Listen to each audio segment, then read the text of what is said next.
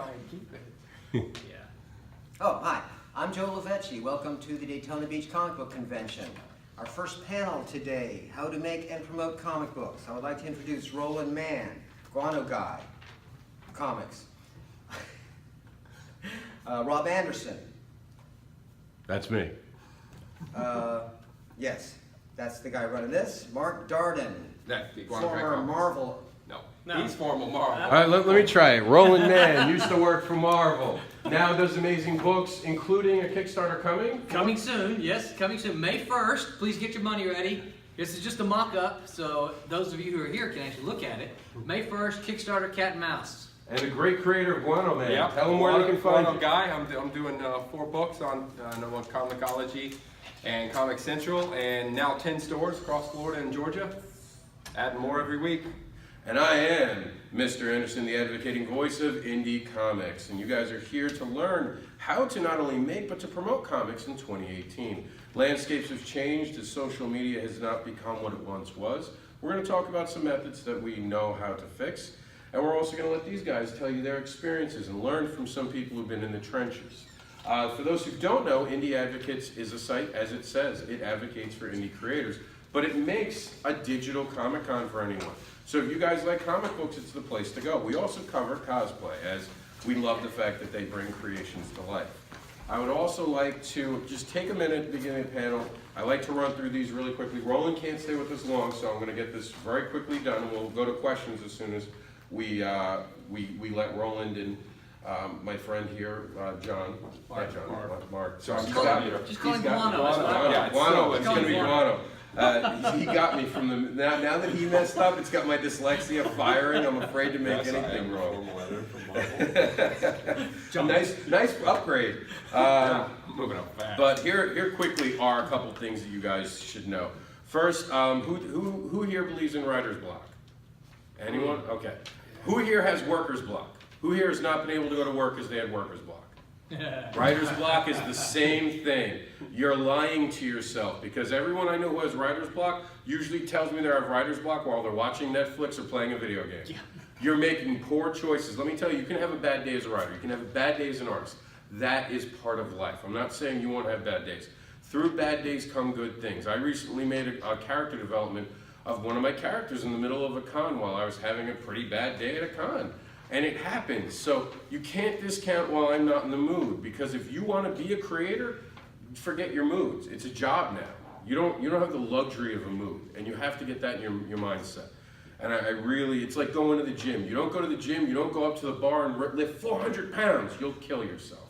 If you expect to show up today and then tomorrow write a comic that Marvel Comics is going to pick up, I hate to break it to you, sadly, I don't think it's going to happen. I'm not saying it can't. I'm just preparing you for a longer struggle. You have to be willing to put the work in. Same as the gym. You got to start on the empty bar. You'll get there if you keep going. So there is no writer's block. That's an excuse you give yourself because you want to do something else. Treat everything else as a reward for getting past writer's block. And there's always time. Everyone says to me, oh, I have a kid, I have this. I run a website that advocates for indie creators. I have a 3-year-old. And I still find time to make my own comic books, and I still have my life. I still show up with my niece and nephew. It's always a choice. You know what I don't watch anymore? A lot of TV. You guys, how much TV do you honestly watch? Not very much. Really? Because you're busy creating, right? Yeah. You're out. You have to make. This is about a paradigm shift in your life. Do I want to play video games? Do I want to watch movies? Do I want to watch every TV show and be talking about on Facebook about all the cool stuff Netflix has? Or do I want to create a comic book? It's a mental choice, and you guys have got to commit to that mental choice. And finally, when it comes to social media, I want you guys to understand you live in the world where your mistakes haunt you. Anything you say can and will be screenshotted and held against you later. The more famous and the more recognized you get. Even if you apologize for it. Even if you apologize. Nobody cares about your apologies. The faster you grow, the more you're going to stumble. To this date, I still have bad days where I get tagged in something. I got tagged in something about guns. I won't even go into what it was. But just because it showed up on my profile, I had people attacking me and saying, ooh, this or that, and there was no right side. I want you to understand that we live in a world where there's no more right side. You know what the right side is? Avoiding controversy. If you have an opinion, type it out to your heart's content. You write it. And you know what you don't do when you're done writing it? You don't hit send. Let yourself get that mental thought out of yourself and feel vindicated that you wrote it down and never hit send. And then it'll never be a problem. At the end of the program, we're going to go over some books and some stuff that we can go through to help you guys become, you know, what you want to be, creators. You know, these are words from other people. But for now, I'm going to quickly let the guano guy and my friend Roland talk about some of their stuff and let you guys introduce yourself. Okay. Well, like I said, I have been working in comics. I sold my first comic. So the cool thing about this is, I sold my first comic in 1989, and it was a comic called CAT&MOUSE. It had a rocky start, but we ultimately ended up with a company called Aircell, which was part of Malibu Comics. And most people know Malibu Comics because they're the company that published Men in Black. So it was the same company that did Men in Black that published CAT&MOUSE. CAT&MOUSE flirted with Hollywood for just a little bit, didn't go anywhere ultimately, and so then it kind of went nowhere. We published about 2 years worth of it, and it did well. We had, I like to say, critical acclaim, because we were in the, anybody remember Comic Shop News at all, the newspaper? Comic Shop News, we were in the top 10 black and white comics in Comic Shop News for about half of our run, so we did pretty well. So the cool thing about this is it's been almost 30 years since that happened. So CAT&MOUSE is returning. I know I don't look that old, do I? It's been almost 30 years since that first one launched. So it's exciting to me that this is volume 2, and it's almost exactly 30 years later that I'm going to get to launch this. These are not the same characters. They're not the same. It's not the same story at all. It's not just oh, we're going to redraw it and tell the same story. They're 2 completely new characters. But what I like to tell everyone is that the mood, the spirit, the tone, the atmosphere is still going to be the same. Obviously, it's updated. CAT&MOUSE, when it was printed in the late 80s, early 90s, was in black and white. It was a big black and white boom then, which is kind of how I got into comics. It's so easy to do. Your book's in color, right? Yes. Yeah, it's so easy to do color today. Back then, it was cost prohibitive to do. We just couldn't do black and white because you couldn't sell enough. And we sold a bunch of comics, but they were all in black and white. And today is so easy to do your stuff in color. So this is certainly going to be all in color. After that, I ended up doing some stuff for some properties you may have heard of, stuff like Planet of the Apes. I did some BattleTech, which is a game system. Anybody in here headbangers? Anybody rockers? You know who Lita Ford is? Yeah. I did a Lita Ford comic book. There was a line of rock and roll comics. And I remember those. I did the Lita Ford comic, and then of course I went on to become an editor at Marvel for a couple of years before the crash in the late '90s, middle late '90s. And after that, I stuck around as an independent publisher for a while. About 2001, I decided that I was going to get out because the comic book industry was in such a bad shape. So I went back to school, got a degree, and started teaching. And that's actually what I still do today. I teach for a full-time job. I get to teach creative writing. So I talk about writing all day long to students, but then I moonlight now. So I still make comics because, as you know, you're at a Comic Con. Once comics are in your blood, oh, it's really hard to get them out. I mean, it's just, you can tell yourself, nah, I'm done with comics. And you might be done for a year or 2, but then you're walking along and you say, dude, Guano Guy, that sounds pretty, I've never heard of that. Tell me about it, right? And then Mark tells you about Guano Guy, you're like, hey, I'm gonna try that, right? So it just sucks you back in. So Now you also teach writing comics, though. I do. Yeah. I have the best class in the program because I do teach writing comics, and I get to talk about comics all day long. So, And people pay for you to do. they pay. That's right. That's right. It's my day job, so it allows me to be here and do things like this. You've got to be pretty good at it, then. Yeah, I don't know about that, but I tell students that there's a couple things I can do in class, right? So I can teach them how to do comics, but there's one thing they've got to bring to the class. I can't teach motivation, right? You gotta want to do this, right? I mean, Yeah, you gotta want to really do want it. it. I can't teach motivation. I can't teach the want to, right? Now I believe, and you've heard me long enough now, that I tend to get kind of excited, right? I believe that my love for comics and the medium is contagious.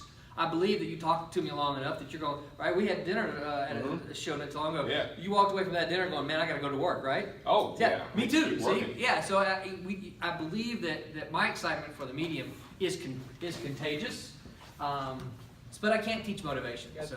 Get in to watch panel? they're wandering around lost. Look at that so- excitement. He wants more people. He's like, I want more people. I'm on telling my you, books. it is contagious. I can't teach you how to be motivated, but I do believe that excitement is contagious. I mean, it's like sports, right? If you play sports or if you lift weights, right? Someone is there who's encouraging you on. No, I would argue differently. Well, I there. don't lift weights, so I I think heard you mention that. No. I think indie comics, you have to be prepared to be it alone. I don't think sure. you're going to get a lot of, and this is an honest truth. Not to say that there aren't people like you and me out there Right. who are going to be encouraging, but you also have to mentally be prepared to hit the wall. Oh, You're No, gonna I agree. hit. You're gonna hit the wall, and you have to be strong enough to be able to rise from failure. Yeah. I don't want you to But think I also that people, think there's a community in the independent Oh, yeah. comics that, Mhm. that you know, I build up. Mark, when we go somewhere, right? Someone's talking about something, I build them up because he's an independent guy. Yeah. You know, you might not like cat-and-mouse. You may come to my table and go, oh, you know what? There's nothing really here at my taste. Well, I'm gonna say, you know, Guano Guy over there, that's some pretty funny stuff. You should go check that out. So I think that there's an independent community, and maybe more fairly, there's multiple independent communities. That might be the case. Yeah, there's Yeah. pockets of indie Pockets. comic That's a good way to communities. say it. Yeah. Well, there are getting to be some bigger ones. I know that. I think it's become regional at this point. I Yeah. get the feeling because I cross through the regions right now, Yeah. and you definitely feel like I say Dirk Manning in this room doesn't know who Dirk Manning is, right? I know who he is. I know you know. But I go up north, I say Dirk Manning, I get hands raised. Yeah. You know, I'm down here, Martin Dunn. Who knows Martin Dunn down here? I'm actually surprised. Usually he's big in Florida. Martin Dunn's very, very big in Florida. So, you know, I do think it's regional, so I think it's getting there. But, It's your turn. Yeah. Your turn. Okay. Awesome. I mean, I started doing comics a while back. I always loved them, but when I got due to injury, lost a career, had to find a new thing to put myself into. Yeah. After the military, and I started with web comics. It started to hit big, so I saw that as more of my entry. So I started a web comic, got an artist, and was writing and worked on it for several years. And I looked at it mostly as basically like taking a college course. I basically paid to create my own education, where I got used to making pages and learning the jobs. I learned how to letter, learned how to make logos, learned how to package the pages and get them online. So a whole lot of skills that I could put to use later. And then after doing the webcomic for a while, I wanted to do print comics. And I've definitely found it's a lot more of a joy to hit the shops and hit the cons and actually get to meet people in person and deliver books. And especially when somebody buys one of my books and walks away and I see them snickering as they're walking away because they're like looking at something in it. I'm like, okay. Yeah. They get my humor. now the one thing I want to ask you guys about, you're talking about meeting people. Obviously, it's important. You talked about going to Kickstarter. How important has Kickstarter become to creators, and how do you see it being in the future? Okay, so I think it's incredibly important. So I have to be careful, and this is a warning to me more than anything. I have to be careful not to turn this into a distribution bashing system. But part of the problem with comics today is the distribution system is malfunctioning, broken. There are issues with it, right? There are problems with it. So what Kickstarter allows creators to do. Did you kickstart yours? I'm gonna be. Okay. Yeah, not so far, but So- that's coming. What Kickstarter allows you to do is it allows you to reach a broader audience that you might not get unless you had Diamond, right? I just said it, right? Yeah, unless you use the distributor, right? And it's tough. It's tough to get in because they have a very high bar for independent comics. It's not to say that you can't get in, right? And certainly, you know, you should try. It's a boys' club, though. It is. It's tough to get in. It's tough to get in. So the thing that Kickstarter is able to do is that it's a direct from the creator to the reader or the fan or the consumer, however you want to you put it. I like to say reader because as a writer, I like to think my work is being read. Not so much. I don't use the word collector or fan, but I like the term reader because a reader is going to read the stuff that I write. So for me, it goes straight from us to the reader. They don't have to worry about the store being sold out. They don't have to worry about the distributor not carrying it. They go to the Kickstarter. They get to pledge the Kickstarter, and generally Kickstarter has some extras, some benefits. You get to see some behind the scenes stuff. You get to see things that you wouldn't if you just picked the comic up in the store. You just get the comic. Kickstarter often shows you some of that behind the scenes kind of. To me, it's kind of fun. I always like to see. I'm a big fan of pencil work. And this is just a mock-up, but one of the things I did here is show pencil work. I love comic pencils, right? And so you get to see that if you get onto the Kickstarter, you'll see those kind of things. So I think Kickstarter is important. I think it's going to be around for a while. I saw some folks, some buzz on the internet this last week that Kickstarter was dying. I don't see it. I still see a lot of people using it. I think it's having a paradigm shift. I think I saw the same thing, so I put it out there. Yeah. I think what's happening is that people who have backed it, or some of them have gotten burned, I think it comes down to the creator. And I said that. Kickstarter's not going away. No. Kickstarter's going to stay. And if you guys want to support indie comics, Kickstarter's the place to go to do so. I think creators need to step up. And I think a lot of creators who are putting out book once a month are kind of alienating their audience because they're like, wait, why do you need Kickstarter if you're back every month? Yeah. And I think that's where some people are starting to see. Because if you're doing book after book after book after book, and you're not hitting shows and you're not doing something new, I think that's where it's wearing out. And I put up a post similar to that, just debating it, and people were like, Kickstarter's not dying. I said, who said it's dying? Yeah. You guys gotta understand it. Your thread. No, it was another one. Okay. I think I know the one you're talking about. So I saw either you liked it or commented on a different one. Yeah. And you did comment on mine too, but that's what made me think, really? Yeah. It's dying? I'm like, no, let's debate this. Because what I do is I like to get all my creative friends together, and Roland says this. We talk about things openly about the changing industry. And I don't think Kickstarter's dying. I just did a Kickstarter and I didn't even try. Because in fairness, we were doing our third book for my book, which is a little more adult and about fetish. So we were doing our third book, and the third book itself is going to be put into a trade. So I didn't want to alienate anyone. I said, hey, listen, guys, this is going to be a trade back soon, so I don't want to, really hype this Kickstarter. But for those who followed me along, I didn't want to just not give you a book. Right. So here's your way in to get the third book, so you don't feel like, oh, now you want to know the story ends, you have to buy a trade back. I'm not going to do that. Right. I didn't try. I put a goal of $250. I made almost $1,000. One person backed out at the end, which we kind of took a hit on. But I didn't even try. Like, I literally advertised my Kickstarter for 48 hours, and that's all the effort I made. And I made almost $1,000. So it's not dying; it's who you are that's dying. Plus, I think a lot of people haven't taken seriously Facebook's change. Yeah, I mean, I think that I don't have a problem with a guy doing a book every month if he's delivering, because again, we are in a time when technology and the retail is changing. Okay, Goodbye to you guys know if you've been into enough comic shops, you know that comic shops are struggling. They're and for me as a comic guy, I walk into comic shops and I see, oh, there's fewer comics and more toys. I don't give a flip about these K-pop, J-pop, pop heads, whatever they are. I don't know what they are. I don't care. I don't hate them. That's not what I'm saying. It's just that more comics. I want more comics. I'm a comic guy, right? And so when I go into a comic shop and see that, but I know these guys are doing it because they're struggling paying the bills with comics. Bookstores. Same way. Comic book stores, bookstores, it's all the same.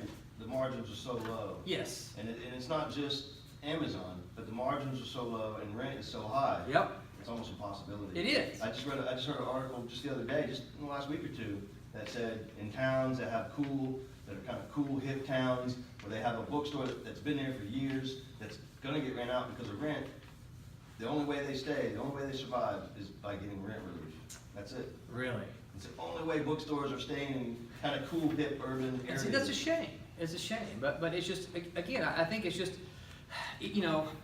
our struggle is going to be to say, okay, this, I don't know who you're talking about, but this person is doing a Kickstarter every month. Well, okay, maybe that's the way that they figured out how to get to their audience.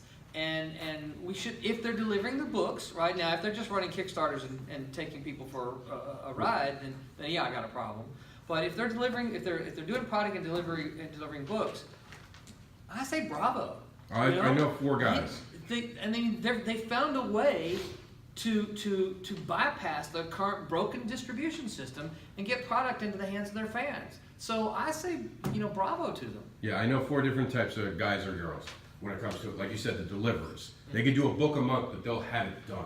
Right. They're shipping it to you, or they're going to have it to you on time. And I think that's the key. I think the key in Kickstarter is this.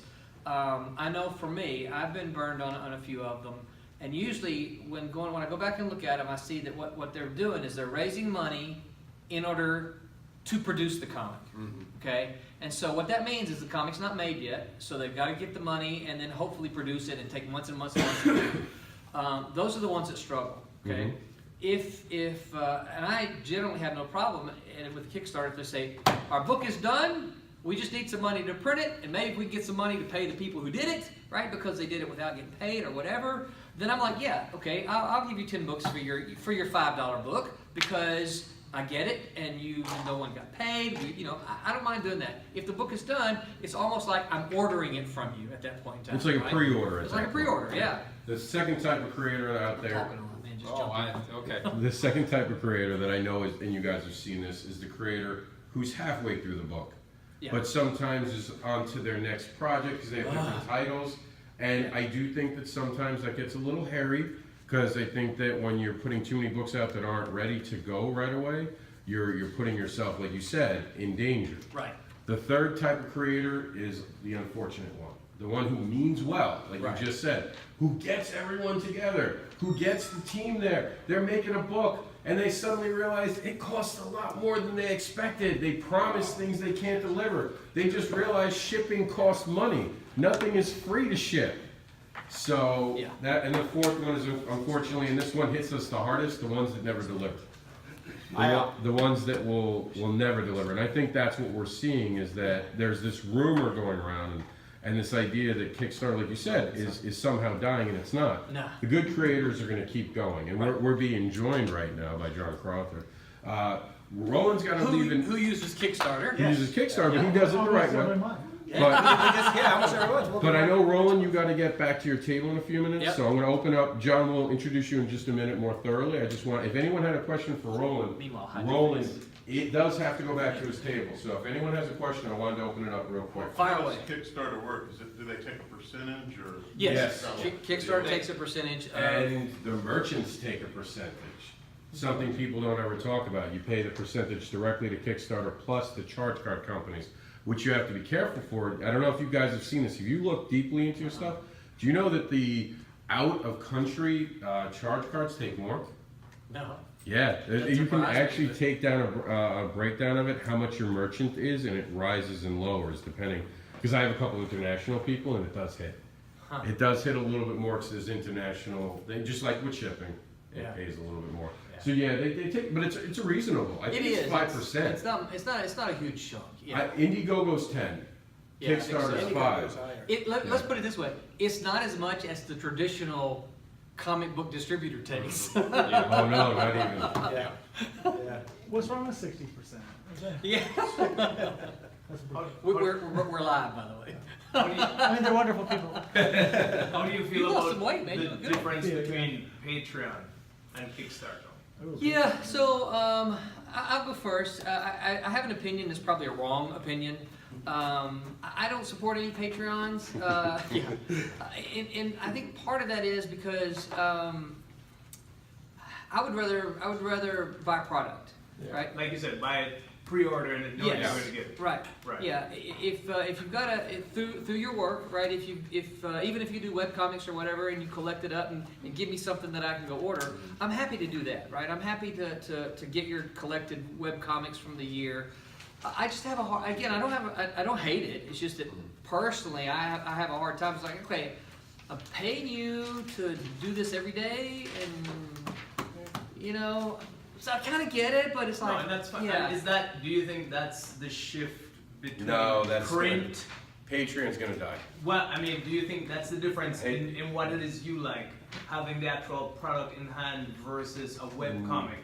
Well, it's possible, but here's my problem with that is that Patreon's different though because you're not even getting a webcomic. Well, I can So- say that we so- might. Well, you can't set it to Well, be that's my problem with creative Patreon. where You you might. pay for the Yeah. product. See, the problem Or with one- Patreon is that there's no guarantees. and see, Right. see, It's even complete Wild West, right? right, even if they were producing something on the web that was exclusively for you, right? There's no guarantee that they're going to do it, right? Right. So, and I guess you could say, well, there's no guarantee for Kickstarter either. Yeah, I get that. But there's a difference because I think with Kickstarter, you see the effort being made. Patreon, you see a lot of people flaking out already. I know a lot of creators who are like, it's just not worth it. Well, I'll tell you, because I come from a little bit different perspective on Yeah. that. And I know So I I say haven't- mine's probably not the right opinion. and I'm not going to tell you if Patreon's bad or good or whatnot, but I know I haven't been talking earlier, but we do Kickstarter, but we also run a Patreon at the exact same time. And I'm the writer, so the publisher does all of this for me. But what we do is on the Patreon, we allow people, for instance, here's one of the things they can do. I write wrestling comics. So I write for like Bruno Sammartino, Nikolai Volkov, Rocky Johnson, who's here today, a bunch of these guys. So people will pledge to our Patreon, and they'll pay a monthly fee for the right to be drawn into every single wrestling book we do. And then they get their copies of the book. And the difference, I think, between, and this applies to Kickstarter, and then we run the Kickstarter as well. But I think what really everything boils down to, and you kind of touched on it yourself, is if you're getting the work done. And I think that you build a reputation on what you do. And I think right now, the publisher that I use, we're 32 for 32 on Kickstarters. So we've never failed on a Kickstarter, and we've never failed to deliver on a Kickstarter. No, you get it out quick, to John's credit. We don't do we do not start a Kickstarter until the books are complete. And So this is one of the things we were talking about. So right? that reputation falls. Yeah, all of Exactly. our Yeah. art is done. Within 6 weeks, I'll get his book. Yeah, all of our art's done. All that needs to happen is Right. once the Kickstarter closes, it gets sent to printer, and printer sends it to us. Plus, we've got contracts signed on every single book with subscription services, like wrestling fan subscription services. And So we know we've got an automatic circulation of a minimum of close to about 1,000 right off the top, which helps us with a lot of our Kickstarter backers because we're able to sell ads in a lot of our books. So we've got comic shops that buy ads, we've got comic conventions that buy ads, because they know right off the bat, you drop $75 or $100, you're at least going to get 1,000 comic book fans and wrestling fans that are going to see your ad. Right. And the other thing we can sell is when you do those subscription services, something that's really big, because my daughter does YouTube. She kind of clued me into YouTube. They do these box openings. Yeah, on the YouTube. open box, Yeah, yeah. yeah. So if you go on and you Google, for instance, Russell Loot, in whatever month that it came out, you'll see that there's tons of videos of people opening up. If I can hold your comment. Sure, yeah. They'll open up and Please. they'll say, "Oh my God, The more screen time we you got get, the better." we got a cat and mouse comic, you know." And then they do this, and then when they flip it around, we've usually got a comic book shop on the back, and then these guys are getting like 100,000 views on YouTube. Yeah. And inevitably, the guy on YouTube doesn't know what it is, so they'll be like, "Oh, look at that! It's Cat and Mouse comic book store. Where are they located?" And you're getting all that view, and you paid $75. You know, so we're able to sell ads like boom, boom, boom, boom. But boom. I think with Patreon, one of the points that a lot of people I know who are creators make is that they get into a problem where they didn't expect the workload. Yeah. And I think that's why Patreon's such problematic, is that Patreon itself winds up having this problem. A Kickstarter, you know what you're going to do. You've prepared for what you're going to do. And if all your artists are in a row, they know what they're preparing for. Your Patreon seems like it's set up It's set deliberately. You know what's coming. It- But a lot of people don't set it up. But I think that's the that problem But with Kickstarter too. And I think that touches on your point about the different types of creators. Yeah. If you're not ready for the workload, either shouldn't one be of those Kickstarter or services Patreon. would Exactly. each That's what other. I'm saying. Yes. Either one. And I think with Patreon, there's been a lot of poison in the well already. I think there have been a lot of creators who have dropped a lot of balls. And Exactly. I've heard a lot of, even creators themselves don't like the platform because they say sometimes they don't get the messages they're supposed to, or they're not getting the money right away. Like, I've heard a lot of problems with the site. I don't see it being something that's gonna last. I think something will replace it though. I think I think Kickstarter might release something that allows you to go further. But I Like was a just thinking continued about avenue. the fact that we have pockets of the indie community. What online helps bridge that? A Kickstarter is great if you can drum it up. I was thinking Patreon works along those lines in a subscription basis, either monthly or per creation. Well, there's a website called Indie Advocates that covers indie comics. I mean, there's a great thing, and kidding around aside, that's the point of the site, is to bring all the communities together. Right. I look, and John will love this, I look at comic books, right now, indie comics, as wrestling territories back in the 80s. Yeah, exactly. I think it's regional. Remember I said that, it's regional? I'm trying to bring the regions together. I'm trying to create the first WWF of indie comics. I'm not going to be Vince McMahon. I always think of myself more as Triple H, like the NXT guy. But So you're going to provide health insurance. Not at all. Not even Triple H does it. That's Stephanie. That's Stephanie. No, kidding around aside though, I know Roland's got to run back to his table now. All right, so And while Roland tells us where he's going to be when he's done, take over, John, and explain who you are. So you didn't get your intro. I'm at A14, and Rob has put my little caricature there on the map, so I'm easy to find. So come see me. Only today. Only today. I will not be here tomorrow. Yeah, so Aww. I'm sorry. You look good, man. I'm walking back with you. Okay. See y'all. See you, Mark. Thank you. Okay, as he leaves, I'll introduce myself quickly. You guys cannot sit so close. Yeah, I know. Unless you like I it. like Mark, not that much. My name's John Crowther, again. I'm a writer. I first broke into the comic book industry, honestly, in 2015, towards the end of 2015. I'll tell you how it happened. I'm an attorney by day. That's what I normally do. But I've always been a fan of comics, and ever since I was a kid. So I felt at the time, I had a teenage daughter, and I didn't think that there were enough good, strong female characters that weren't over-sexualized in comics. So I wanted to provide a character for my daughter that she could look up to that didn't have to be scantily dressed and all this kind of stuff. So I was flipping through some old comics that I had, old Blue Beetles and such, and there was an artist I always admired back in the day. His name was Del Barris. And on a whim, I wrote him a letter, and I told him, you know, here's this idea I've got. And about 2 months later, I heard back from him with a piece of art and a business card that said, I'll come out of retirement, call me. So I gave Del a call. He lives out in LA, and told him what the idea was. He said, give me a script. Let's do it. So I hung up, and I'm like, how the hell do I write a comic book script? So I go online, and I'm thinking, okay, how do I do a comic book? So I found a website for Marv Wolfman, and I contacted Marv Wolfman. Younger guys, I don't know if you'll remember him. Marv was a writer for Crises on Infinite Earths, Yeah. New Teen Titans. Yeah. So I reached out to Marv Wolfman, and he sent me a script. So like a base script, so I kind of have an idea of how to write a script. So from there, I wrote my first script. It was for a comic called Rochelle the Teen Cockroach. I don't know if anybody's heard of Rochelle. But we made our debut as a flip book with AC Comics. They're based out of Apopka on issue number 170 of their series Femforce. And we were discovered by another publisher out of Texas called Antarctic Press. They're known for Ninja High School, Gold Digger. They've been around for 30 plus years. So their CEO contacted me and said, John, are you under contract with AC? I said, no. They sent me a check. They sent me a contract, and I signed on with them. And we came out with them in 2016. We were picked up as one of the hot new indie comics in 2016, but being that I'm an attorney, I can't do it full time. So we did a 3-issue volume that came out back in 2016. We've actually got the next volume, volume 2, first issue will hit comic stores. It's supposed to be Wednesday, but I think it's going to be the next Wednesday. Just found out last night I was contacted by Invest Comics that we were picked along with Rich Rivera and Stabby Bunny as the hot trending indie comic right now. So really excited about where that could possibly take us. But what ended up happening with Rochelle is I had mutual friends. I was a big fan of wrestling also when I was a kid. So I had mutual friends in the wrestling industry, and they said, there's a guy who wants to talk to you. I got a mutual friend of a wrestler, I'll tell you who he is. So there's a mutual friend who wants to talk to you.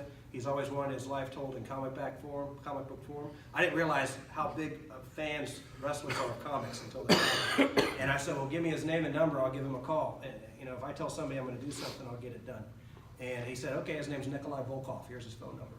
So, yeah, I rolled my eyes. I was like, oh, my God, Nikolai Volkov. So I called the number, of course, hello, you know, talked to Nikolai. We did his book. Actually, we just finished the 3rd Kickstarter, the final issue. It's a miniseries, very successful, 3 successful Kickstarters. And we finished that one up last week. I've got the first issue. We did a Kickstarter successful for Hacksaw Jim Duggan. It just kind of expanded. We did a successful Kickstarter for Brian Blair and the Killer Bees, their first issue. We did a one-shot successful Kickstarter for Lanny Poffo, the brother of the Macho Man. Again, it's kind of steamrolled under contract starting May 13th. We've got the first issue of Bobby Fulton, the Fantastics.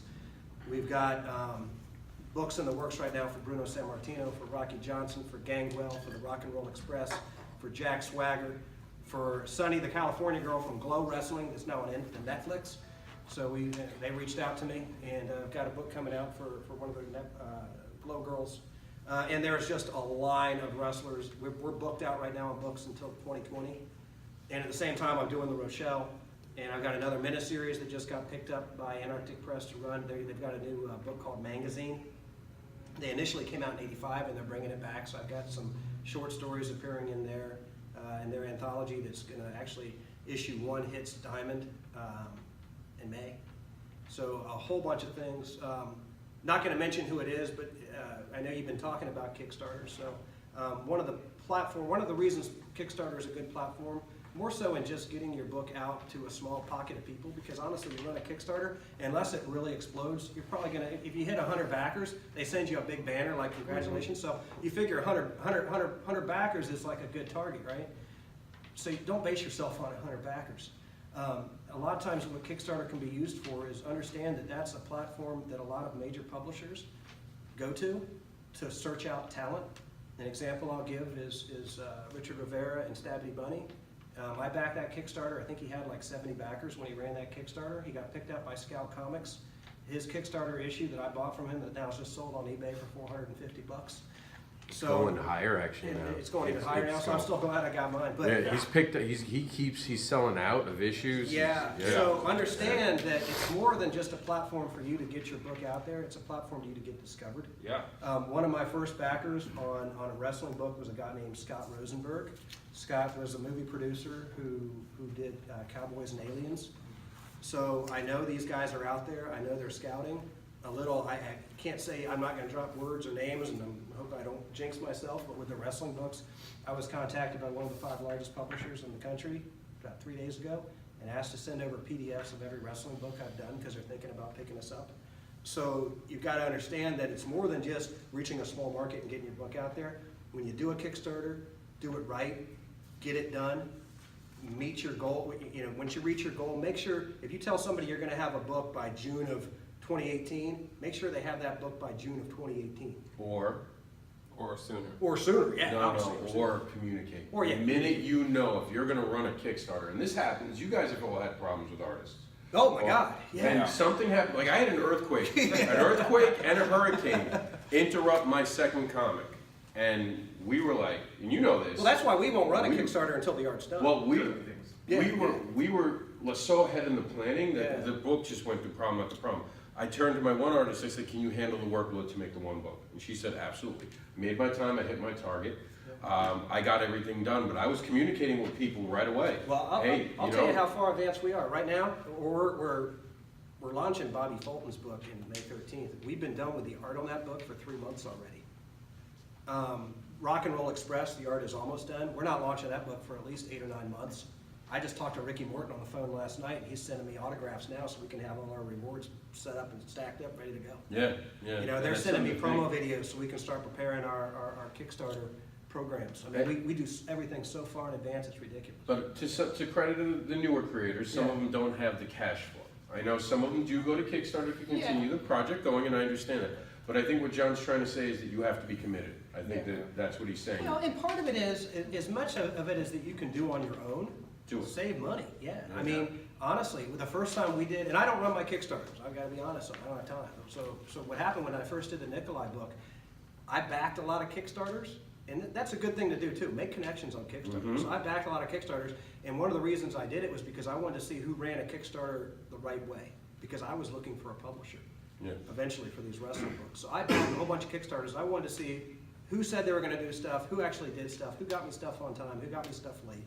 I found these guys, Inverse Press, and they were bam, bam, bam. They're here today.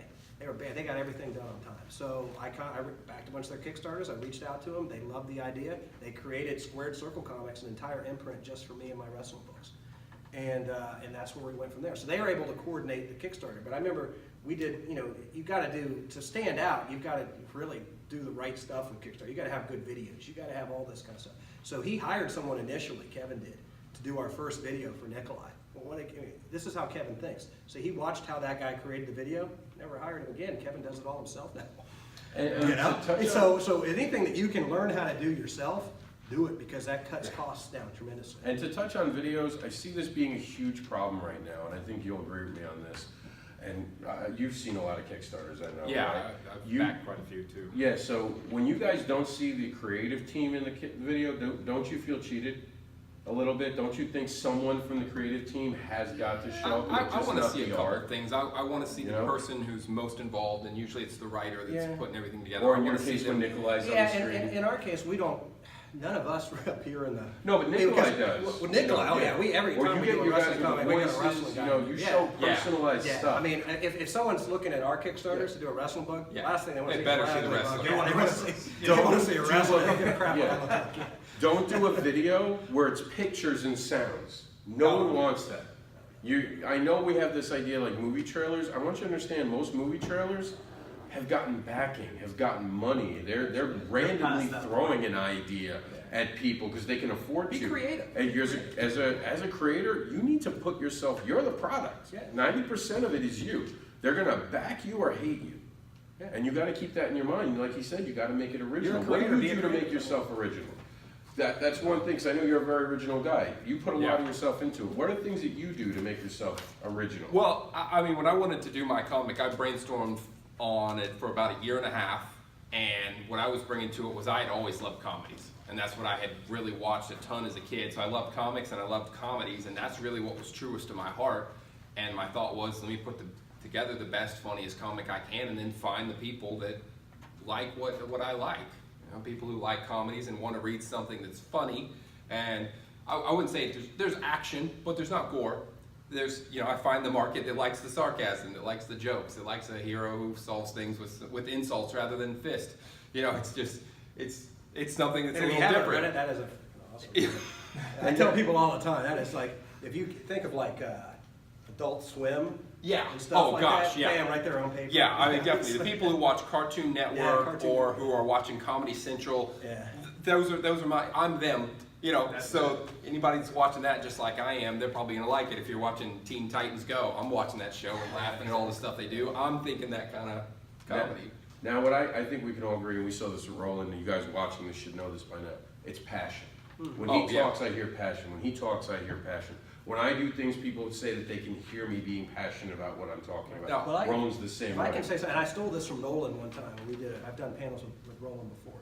And whenever he's not here, I steal his saying and I say it. I think what separates people apart is for every 100 people walking around saying they're gonna do a comic, maybe one guy does it. Okay? One? And gets it done. Yeah, maybe. Okay? Well, what I always Yeah. tell people is be that guy. Yeah. Okay? There aren't so many people. Well, I had people come up to me all the time. Look at my art. This is the idea I have. And then like 3 years later, that same guy shows up at my table. This is my art. This is my idea I have. The ability to create a comic right now is, obviously it takes some money. Yeah. It's not hard. No. We've got print on demand. If you can get the Glam. art done, if you can get the writing done, Yeah. and you can do that, you can run off 10 copies with Barry Gregory, who's in here. He's got Kablam printing. Anybody can put a Quality. comic together. It's all about quality. It's all about getting it done. And if you want to get a comic done, if you don't have a lot of money to print off a ton of copies and stuff like that, run off 10 copies, and then go to cons and start showing them to publishers and showing them to other people and get the word out. There's no excuse to say I can't get it done. You can Yeah. get it done. It may cost you $40 if you can do the art and the writing and everything, but you can get it done. It was like I was saying before when we were here with Roland and John wasn't here. It's like going to the gym. You can't talk about going to the gym. Comic book creating is the same way. You either go every day and lift the weights, or you don't succeed. And it just comes down to that. And out of that one guy who creates a comic book, I want you to understand, creating a comic book, there's no clouds that open, the heaven doesn't come down. Marvel and DC will not seek you out instantly. No. There's more work, and that's what we're here to talk about. You got to the sell more work. yourself. You got to sell. Yeah. The easiest thing you're going to do is make a comic book. I hate to shatter your worlds, but that's the easy part. The rest is the hustle. You're going to go on first dates with people every day at a con, and what I mean by that is you're meeting someone for the first time and you're trying to impress them. Are you ready to impress them? Have you your pitches? Real quick, put them on the spot. What's your pitch, John, for Nikolai? Jesus. Come So my on. book, Seinfeld with superpowers. My book. If that doesn't grab you, My book, and they call us monsters. I made the monsters that you know from Universal, turned them on their head, gave them genetic disorders, and they have to prove that they're not the monsters Hollywood made them out to be. Yeah, I mean, You have to be able to go. I mean, John's got guys. Nikolai kind of sells himself. John's got guys. Though. Yeah, I mean, and I tell Oh, people when they come up- Rochelle, you could do Rochelle at the top of your head. Rochelle's a teen, it's a teen cockroach. It's a girl with cockroach DNA, and that usually gets people to look. Nikolai and any other wrestler is a living, breathing superhero. He's the closest thing to a superhero on the planet right now. Yep. I mean, you think about it. When you go to professional wrestling, these guys and gals are bigger than life. They jump off, they fly off the top rope. They do feats that none of us can do, and they do it for real. Yeah. You know, I remember when I talked to Brian Blair about doing his book. He was one of the Killer Bees. For younger people who don't remember the Killer Bees. And he said when he was growing up, he had two choices of what his preacher came up to him and said, "What do you want to be when you grow up?" And he said, "I had two thoughts in my mind. I either want to be a pro wrestler or I want to be a superhero." And he said he tied a cape around his neck and he jumped off the back of the couch and he landed face first on the floor and he decided, I can't be a superhero because I don't really fly, but I can be a professional wrestler. So, you know, but they are the closest things to superheroes really that we have nowadays. I mean, if you think about it. Other than, I mean, I don't want to take anything away from police officers and firemen and stuff like that. Well, I But think I'm those are thinking- heroes, Yeah, not heroes, yeah. superheroes. But when you look on TV and you see people in capes and they have superpowers and things like that, pro wrestlers really fit the bill. Yeah, persona-wise, for sure. I mean, they've got the names, they're doing And- pizzazz and personality. And to kind of sell on that, is as you were saying, you know, you've got to, anybody, like I said, right off the bat, anybody can make a comic. But not every comic is going to get noticed. And you got to be able to stand out. You got to do something that is different, if you can, from what other people do. And there's a ton of superhero comics, that's fine. Come up with something different. I mean, that's how I came up with a teenage cockroach. I mean, last thing people are going to think of making a superhero is out of a cockroach. It's something that's repulsive. So I try to take it and turn it on its head. Take something that most people would go, and turn it on its head. And also, write what you know. Don't, and not to interrupt Yeah, you, but exactly. I see this a lot. Someone see, oh, superhero sell, I'm gonna make a superhero comic. You're gonna fail. Because you've already decided to do something you weren't passionate about. If you said, I wanna write the next Batman story, then you might be able to do that because you're passionate. If you go, well, I see when I go to the cons that everyone likes anime, I'm gonna make an anime book. You're setting yourself up for failure. Who here drinks RC Cola? Okay, 2 people. Who here drinks Coke or Pepsi? Right? The reason is RC tried to be like Coke and Pepsi. I'm sorry, it's just the truth. RC tried to be like someone they're not, and they never got there. Yeah, they got swamped by the big two. Is what happened. But when you make Rochelle, when you make a Guano Guy, when you make your own, like I make a book about fetish, and I go to different sites, and I have a kid's book, I have a book about monsters, and I have a fetish book. Can anyone guess in conventions what sells the best despite those titles?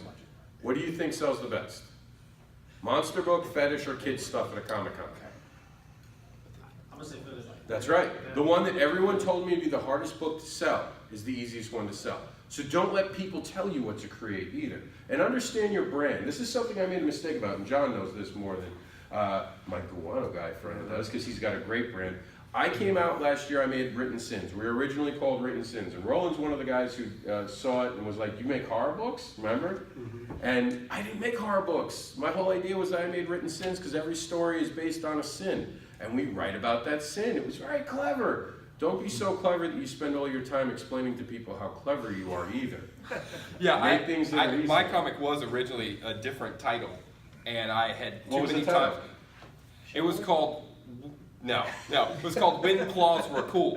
And I had an awesome logo. I'd spent a lot of time. Logo looks fantastic, but I spent way too many times people going, wait, what? Yeah. Like wind, like the wind? No, like wind when something happens. Claws, like illegal claws? No, like claws. It's never mind. So I was like, all right. Close. I thought you meant like the Anthony. You're right, you got it. But yeah, some people wouldn't. I was like, okay, I love this logo and it hurts to get rid of it because of the time I put into it. But no, it's not working. Guano Guy, that's the main character? I tattooed the Reaper from our original site. That's actually our logo. And I will use Written Sins again. I was talking to John about this. It'll become my imprint. But don't explain yourself. Make things that explain themselves for you. Indie advocates, no one questions it anymore. What they ask me is, well, what can you do? Not, well, you guys make horror. Well, that's like when I first came out with Rochelle, the title was actually Rochelle the Teen Cockroach. And when I jumped over to Antarctic Press, I mean, I'm always one, be open-minded. Listen to what people in the industry have to say because they've been around a hell of a lot longer. Yeah. So they said, no, drop the teen cockroach and we'll turn the O into a cockroach in the name. There you go. And now it just goes as Rochelle with the O as a cockroach in the title. You go simplify it. Why do you want to make it so busy? You know, but listen to what other people have to say because these guys, and I've always preferred, I mean, probably one of the best choices I ever made was going to a guy like Del Barris to be my artist. Dell's been in the industry since the 1970s. He came over from the Philippines and did Savage Sword of Conan, and then he did the Blue Beetle. And then he got into animation. He did Shark Tales the movie. He did Transformers TV show. He did Spider-Man for Stan Lee. So this guy had been around, you know, and I could write a script and he could make suggestions as to how layout should maybe be a little bit different than what I was seeing, because what'll catch people's eye, how you should start a story and how you should close a story.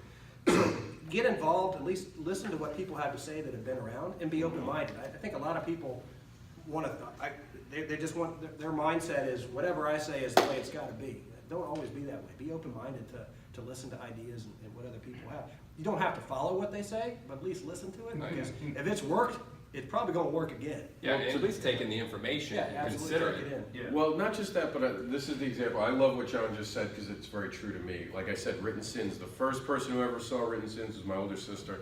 And the first thing she says, but you don't do horror. And I didn't listen in that moment. There was that moment I could have listened. And I think it comes, like he said, not just listen. You don't always have to agree with it, but I think we can all agree that when you hear it, really hear it. Yeah. Take it in and ask other people what they think. Because I never did that. I just defended it. Well, I have a really good idea. And there's some people who defend me. No, I like Written Sins. When I changed the name, people are like, but I like Written Sins. But since we've changed, it's made it so simple that we've never had an issue with it again. Never had an issue with it again. So we're going to open up to questions if you guys have any. I just want to say one thing because he walked in the room. I was talking about Rochelle, this gentleman who just walked in, Bill Black, founder of AC Comics. He gave Rochelle her first shot. So, you know, big thanks to that. And, You guys leaving soon? No, but I just noticed you come in. Not till they kick us out. Not till they kick us So out. it was really, you know, that was a great start for me to get with Rochelle. I just told them he didn't know. I was contacted by Invest Comics last night that we were picked as the hot trending indie comic right now, coming very out along with us and Stabbing Bunny. So I was really excited to see that hitting the stores again in about 2 weeks. So, any questions, guys? Because if you don't have to ask questions, we can keep going. I do. You guys seem to have the creative and the marketing side down, but those two things don't always go hand in hand. Like you're talking about the guy who might just saw he's got this great idea, might be making art, but never makes the book. Yes. Or you might make the book and you can't talk to people, you can't speak to it, you can't pitch it. What you know? How do you manage those two things? Because It's personality. it You know, is. You gotta get but then- over but then yourself. Understand that if you can't do everything, get people who can. Yeah. I probably, if I didn't run a law practice and do all these other things, I could probably run my Kickstarters, but I realized my limitations. So since I had a limitation, like I said, I went out and I found people who could market, who could do Kickstarters, who could do that for me, and I brought them and had them do it.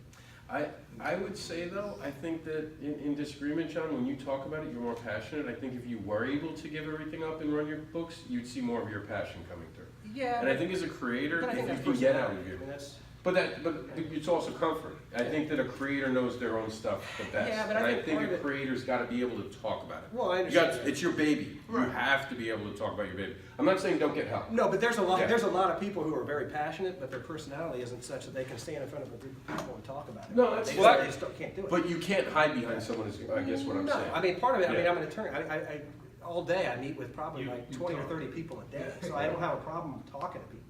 But there are some people, for instance, my daughter, she's an amazing artist. She does YouTube, and she's great. She's got 17,000 fans growing every day, 200 or 300 a day. But if you put her in a group like this,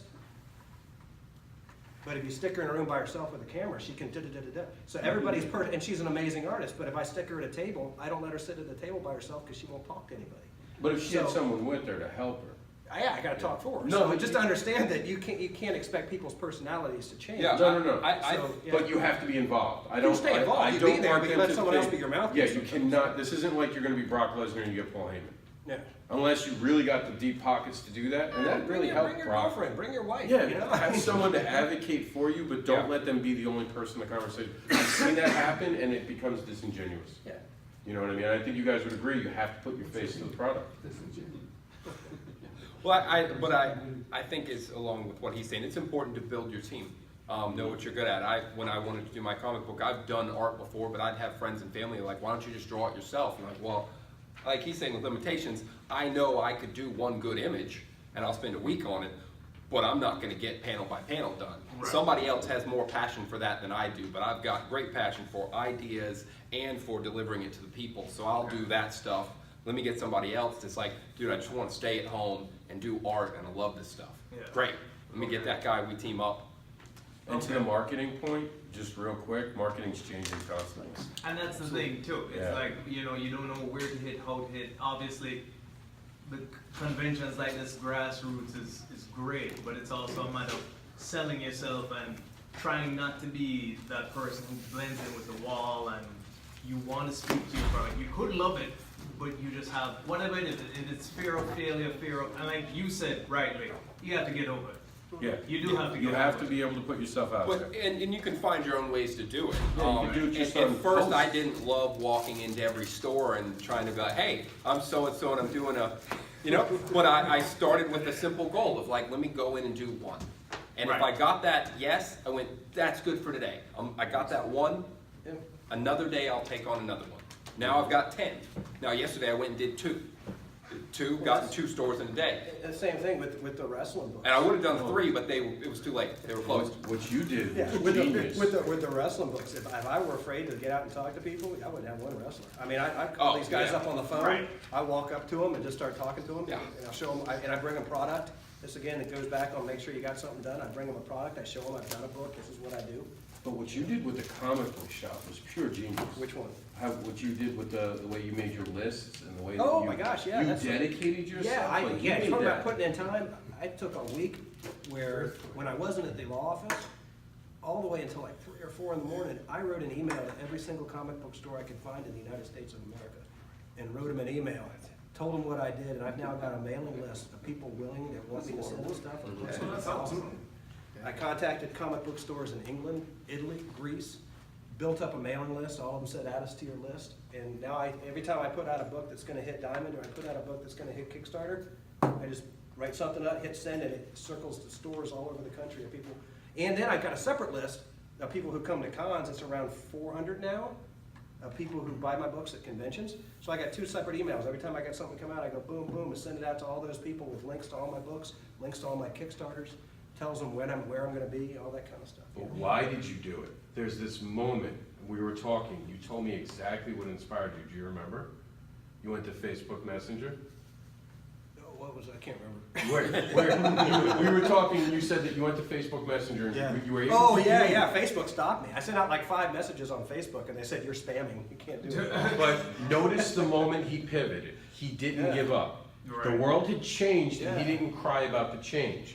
He found a way to do something different. Yeah, you always That's gotta- what marketing is. Right. It's finding what works today, not what worked yesterday. And Facebook changed. Yeah. And It's one like thing a switch went I off. remember this was actually the first convention I did, but the second convention I ever did, I was asked to do, it was called Speculative Fiction Southeast. It was a show they did over in Orlando. And who's the guy? Well, anyway, I was the only comic book guy there. It was all like New York Times best-selling authors. So I walked in there and I'm like, oh shit, you know, what am I doing here, you know? So I just kind of set up my little thing, and Orson, is that right? Orson Scott Card. Orson Scott Card. So Orson Scott Card was next to me, and then we had to do a panel like this, and I leaned over to Orson, and he wrote Ender's Game. So I leaned over to Orson and I said, you know, everybody in here is a New York Times bestseller but me. I said, I think I've got maybe sold like 100 comic books. And he goes, fake it. You know, and that was the best. So I think that was the best advice anybody could give me. So from then I just sat all confident next to Orson, and I'm signing things, and he's signing things. And then I went on the internet, and I just flooded the internet with images of my character. That's So how I then found you. anytime I would tell people that Rochelle existed, they'd go Google it, and boom, there'd be like hundreds of pictures of Rochelle, and then they felt like they were the idiots for not knowing it existed. You know, so that's You the fake best it. advice I ever got from him. Fake it. I started a site with no one coming to it after another site had failed. You know Written Sins Productions, you've known me long enough. The original site I did, Written Sins Productions, no one got the name. Forget Written Sins Production was way worse. Hopefully it's a short shower. Hopefully it's a short, well, we're not going anywhere for a while. Trash bag. I gotta cover myself in. That's Florida rain for you. It'll be gone in 2 minutes. Yeah, but Written Sins Productions was a horrible idea because everyone thought I was a production company. I failed for an entire year. I learned from my failure, do not be afraid to fail. Yeah. Failing will teach you how to succeed, and it's true. One of the biggest mistakes I made that I didn't realize, I made t-shirts too quickly. Why would people want to buy t-shirts from you if they don't know who you are? You got to remember, when you're branding yourself, when you're making items, when you're making things, who's going to want this? I have a friend who sells comic books, and everyone who buys his comic, he takes a picture of. I don't know about you guys. I'm not a huge fan of that. Why? Imagine if someone ran up to you at the grocery store and said, here, please try our product. And you're like, okay, it's good. You go to the cash register, you pay for it, and suddenly there he is with a picture, a camera to take a picture of you. You'd be like, time out. I don't know how it tastes yet, or I don't know how it works. Right. Can I test the product? I'm not a fan of that, but he makes it work. He does. So he found a way to make it interesting, because when he has the picture, he also makes them take a picture of them being disgusted by it, which I think is funny. Like, look at it like it's the worst, like it's Nazi propaganda. And they're like, ugh. But he has fun with it. So there's never a right or a wrong way if you're being respectful, if you're being mindful. But I think that we can all agree that you have to be passionate about your project. So I want you guys just to take a few minutes, because we're running out of time, tell everyone where you are today and where you'll be tomorrow. Yeah. Go ahead. Oh, yeah, actually, I'm gonna be. I'm coming out to look Yeah. too. Hold on, you're gonna Yeah. be See, 8:13. 8:13. that's See? where I'll be You're on the- tomorrow, you're on the map. 8:13. You're on the map. We actually have a map for today and tomorrow for that. I'll be here today and tomorrow. I'm at table G3. You can find me because I'm the one sitting right next to the original Rocky Johnson. That's right. And then tomorrow I'll be next to Brian Blair. He'll be here promoting the books I did for him. And then if you're not going to be here tomorrow, or you don't get by to see me, you can always find me on Facebook. Just look up John Crowther, or send me a friend request. I accept them all, unless you send me weird stuff. You can also go to RochelleTheTeenCockroach.com. That's a website I've got. It actually has links to all of my social media, whether it be Twitter, whether it be Facebook, whether it be Instagram. It also has links to both of my publishers, Antarctic Press and Squared Circle Comics, so you can, for whatever books you can't find in stores, it has direct links to back issues that you can pick up.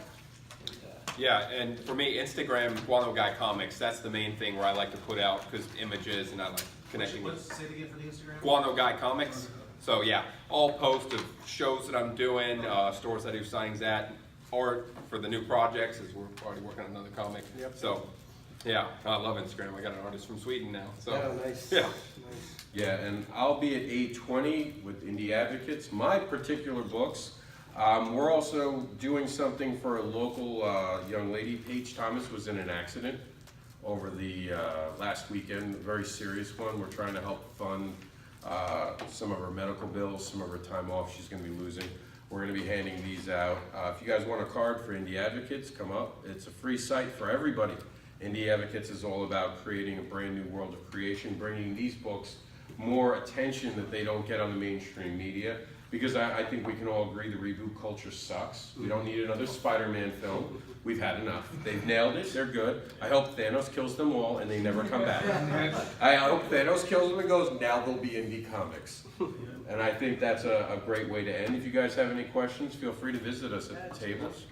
I came in late, but it sounds like today it's hard to do comics, get into comics, publish comics. I don't know if it's hard. I think it's harder to get into Marvel and DC. I mean, I'm really excited about how comics are now. Yeah. As a kid, I didn't want to do them, because I didn't like the idea that I could only go to one of two companies, and the fact that I could do my own and build my own way up, and then find the right publisher along the way after establishing myself made me very happy. Well, actually, one of the things I said before you walked in, Bill, was that nowadays, anybody can do a comic. Yeah. It's just that what separates you from everybody else is the quality.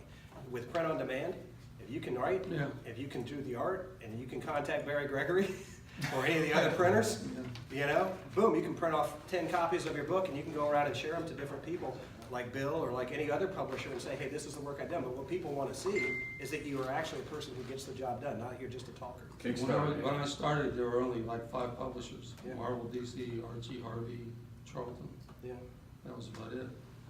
Now No, there's- I think it's easier, but it's harder. I think the harder part comes in being there's so many voices now. Oh my gosh, yeah. It's Yeah. almost like look at television. I remember when I was a kid, there were like Five there was channels. ABC, NBC, CBS, and then they added Fox. No, there Yeah. was also, what Fox was is that? huge. Public Well, then there was access, the one where I PBS. could go in the middle and watch Benny Hill at night. When my kids were- But PBS, it that was important. But now, I mean, look at all the networks. I mean, if you, I saw something on the NAG or MASH. Remember the old MASH? Yeah. And they would have like, they would set the record for viewers on the weekend. They'd have like, 30 million viewers on their weekend show.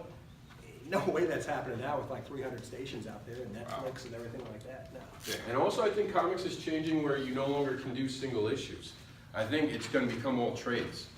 That's the trend I seem to be seeing a lot. You guys agree with that? Do you guys binge reading becoming bigger than actual? We still do single issues and then we release them as trades out. No, but you see that becoming like Netflix affecting the world to the point where you now need to Well, make a there's graphic two different novel. markets there. There are people that want to go in the store each week and they want to get that new issue right away and enjoy a You just stack have to of be ready for issues. both markets. Just like there's a market for digital comics and there's a market for paper. There will Yeah. never be an end to paper comics. No, people And want it in their hands. digital comics will always be there too. Some people want to hold stuff, some people don't want to hold stuff. It just depends on But there's who- other people that are on the go, they want to read one story in a night, and they need the whole thing, or they're on the plane. On the trade. I thought that was storming again. Oh, This is Florida weather though. Look out, it's not even raining anymore. It usually lasts about like 10 minutes. Yeah, exactly, yeah. So, any other Great. questions? No, we're good. Thank you guys. okay. All right. Thank you guys for showing up. Yeah. Appreciate it.